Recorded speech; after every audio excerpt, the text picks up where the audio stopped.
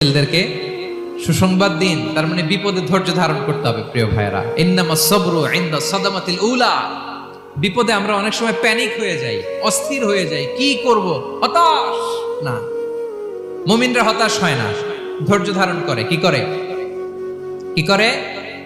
ধৈর্য ধারণ করার শক্তি দাও গো মেহেরবান আমায়, দাও গো মেহেরবান। পড়েন, ধৈর্য ধারণ করার শক্তি দাও গো মেহেরবান আমায়, দাও গো মেহেরবান। সবাই বলুন একসাথে, ধৈর্য ধারণ করার শক্তি দাও গো মেহেরবান আমায়, দাও গো মেহেরবান।